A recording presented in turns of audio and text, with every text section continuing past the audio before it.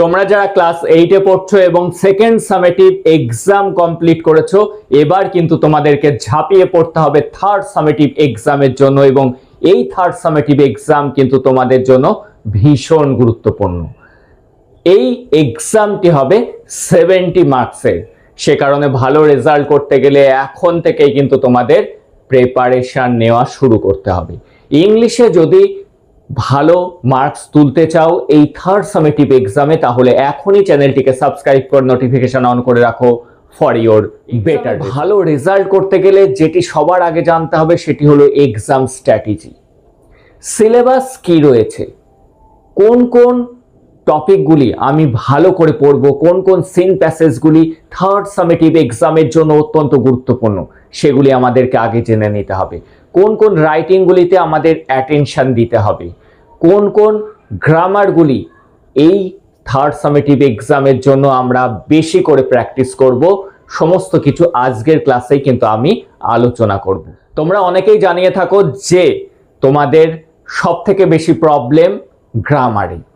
এই গ্রামারের ভূত আমি তোমাদের মাথা থেকে নামাবো। গ্রামারে যদি তোমরা এক্সামে ফুল স্কোর করতে চাও তাহলে অবশ্যই চ্যানেলে আসা ক্লাসগুলিকে দেখো।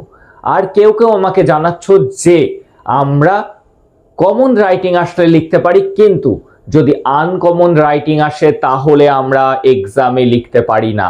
আমি তোমাদেরকে শেখাবো কিভাবে তোমরা আনকমন রাইটিং আসলেও এক্সামে ফরম্যাট ফলো করে লিখে আসতে পারবে এবং একটি ভালো স্কোর করতে পারবে। তাহলে ক্লাসগুলিকে মন দিয়ে দেখতে হবে। চলো এবার আমরা আগে দেখে নিই সিলেবাস, তারপরে দেখে নেব গুরুত্বপূর্ণ সাজেশন থার্ড সামেটিভ এক্সামে। সবার প্রথমে আমরা দেখব কোন সিনগুলো আমাদেরকে ভালো করে পড়তে হবে থার্ড সামেটিভ এক্সামের জন্য।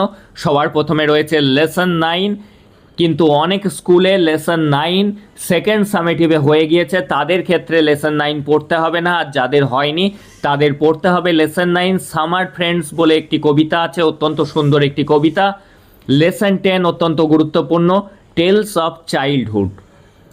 লেসন 11 মিডনাইট এক্সপ্রেস, বেশিরভাগ স্কুলে কিন্তু এইখান থেকেই কিন্তু সিন প্যাসেজ আসার সম্ভাবনা রয়েছে, খুব গুরুত্বপূর্ণ। আর লেসন 12 সামওয়ান একটি কবিতা রয়েছে, এটিও কিন্তু খুব গুরুত্বপূর্ণ। যাদের লেসন 9 সামার ফ্রেন্ডস গত পরীক্ষাতে হয়ে গিয়েছে তাদের কিন্তু এই থার্ড সামেটিভ এক্সামে এটি অবশ্যই আসবে, লেসন 12 সামওয়ান। এবং lesson 13 the man who planted trees, এটিও কিন্তু ইম্পর্টেন্ট। এই কটি সিন প্যাসেজ আমাদের ভালো করে পড়ে রাখতে হবে থার্ড সামেটিভ এক্সামের জন্য। যাদের 9 হয়ে গিয়েছে তাদেরকে পড়তে হবে 10, 11, 12, 13। তাহলে 4টি মাত্র আমাদের গল্প কবিতা, একটি কবিতা তার মধ্যে থাকছে, 3টি প্রোজ, এটি পড়ে নিলে কিন্তু আমরা সিন প্যাসেজ কমন পেয়ে যাচ্ছি। এবার রাইটিং, কোন ধরনের রাইটিং আমরা পড়ব? অটোবায়োগ্রাফি ভীষণ গুরুত্বপূর্ণ, কনভারসেশন এবং ডায়ালগ গুরুত্বপূর্ণ, লেটার রাইটিং, স্টোরি রাইটিং। এবার কিন্তু আমাদের 70 মার্কসের এক্সাম, এবার কিন্তু আমাদেরকে দুটো রাইটিং লিখতে হবে। এইবার অটোবায়োগ্রাফি থেকে কোনগুলো পড়বো? অটোবায়োগ্রাফি অফ অ্যান আউল, যেটি আমাদের বইয়ে রয়েছে, autobiography of A broken bicycle, এটি অনেক স্কুলের জন্য গুরুত্বপূর্ণ, যাদের বইয়ের থেকেই কোশ্চেন এসে থাকে। বায়োগ্রাফি আমরা কোনটা দেখব? বিভূতিভূষণ বন্দ্যোপাধ্যায় এবং ডক্টর শ্যামাপ্রসাদ মুখার্জি। অলরেডি আমার ক্লাস কিন্তু দেওয়া আছে, ডক্টর শ্যামাপ্রসাদ মুখার্জির বায়োগ্রাফি কিন্তু দেওয়া আছে চ্যানেলে। আর তার সাথে কিন্তু আমাদের বিভূতিভূষণ বন্দ্যোপাধ্যায় বায়োগ্রাফি প্র্যাকটিস করতে হবে। কনভারসেশন আমরা কি পড়ব? রাইট অ্যান ইমাজিনারি কনভারসেশন, একটা কাল্পনিক কথোপকথন between your self and a tree, একটা গাছের সাথে তোমার কথোপকথন, এটিও কিন্তু ইম্পর্টেন্ট কনভারসেশন। যাদের বইয়ের থেকে আসে এই কনভারসেশনটি কিন্তু আসার সম্ভাবনা আছে।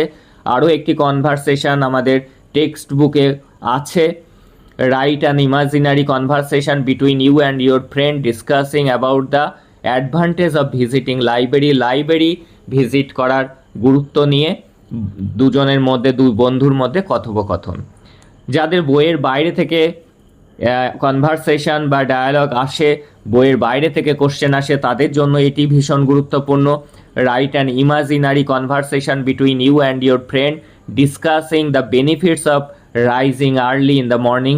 সকালবেলায় ঘুম থেকে ওঠার গুরুত্ব নিয়ে দুই বন্ধুর মধ্যে conversation.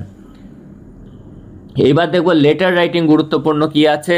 Suppose your friend who lives in a hostel, মনে করো তোমার বন্ধু হোস্টেলে থাকে, is missing his or her friends and family, সে তার বন্ধুদেরকে এবং তার পরিবারকে মিস করছে। Write a letter inspiring him or her to cope with the present situation, তাকে সান্ত্বনা দিয়ে বা উৎসাহিত করে চিঠি লিখতে হবে যাতে বর্তমান পরিস্থিতির সাথে সে নিজেকে মানিয়ে নেয়।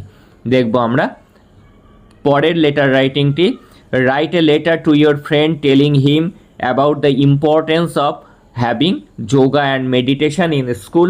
স্কুলে যোগা এবং মেডিটেশনের গুরুত্ব নিয়ে বন্ধুকে চিঠি লেখো। যাদের কোশ্চেন বাইরে থেকে আসে তাদের জন্য এই লেটার রাইটিংটি ভীষণই গুরুত্বপূর্ণ।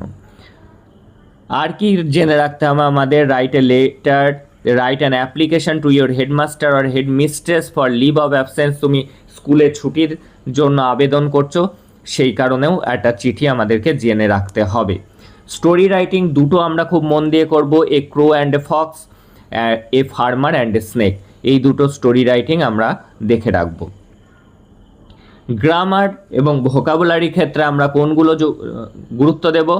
ন্যারেশন চেঞ্জ আমরা ভালো করে শিখে নেব। অনেকেই ভয় পাও ন্যারেশন চেঞ্জে, ক্লাস ফলো করলে ন্যারেশনের ভীতি তোমাদের কেটে যাবে। ভয়েস চেঞ্জ, ফ্রেজ ক্লজ আগের পরীক্ষাতেও ছিল, ন্যারেশন চেঞ্জও ছিল, ভয়েস চেঞ্জও ছিল। আর কি কারেক্ট ফর্ম অফ ভার্বের সঠিক ফর্ম লিখতে হবে। Make meaningful sentences, make sentence বানাতে হবে, কোনো একটা শব্দ দেবে সেটা দিয়ে কিন্তু সেন্টেন্স বানাতে হবে। এই ধরনের গ্রামারগুলোকে আমাদের ভীষণ গুরুত্ব দিতে হবে। চ্যানেলটিকে সাবস্ক্রাইব করে রাখো, পরপর ক্লাসগুলি আসতে থাকবে, ক্লাসগুলি দেখে গেলে থার্ড সামেটিভ এক্সামে তুমি কিন্তু ভালো রেজাল্ট করতে পারবে। দ্যাটস অল টুডে, দেখা হচ্ছে তোমাদের সাথে পরের